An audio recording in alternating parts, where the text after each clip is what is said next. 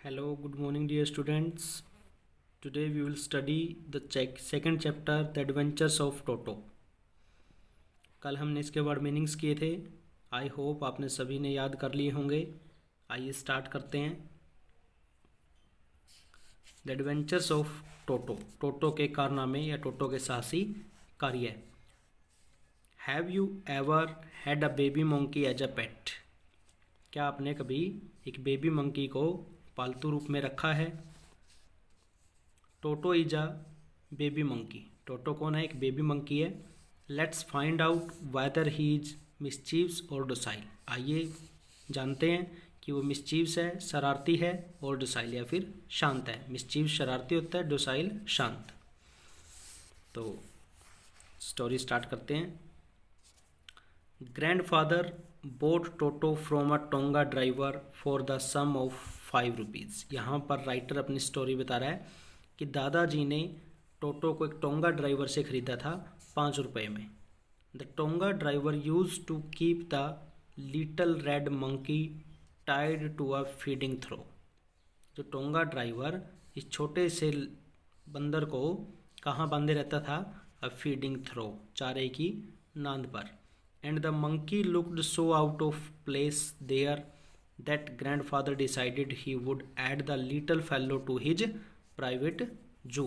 तो लेकिन दादाजी ने डिसाइड किया कि उसके जू में एक और जानवर आएगा.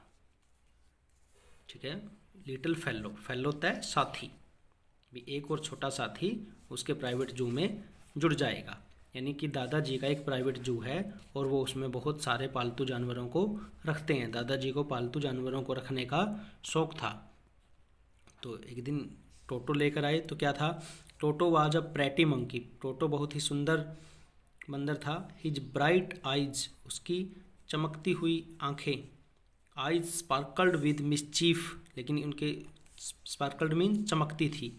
क्या चमकता था उसकी आंखों में? मिस्चीफ, शरारत. Beneath deep set eyebrows and his teeth, उसकी गहरी आईब्रोज में यानी शरारत दिखाई देती थी. एंड हिज टिथ, और उसके दांत विच वर पर्ली वाइट, मोती जैसे सफ़ेद थे.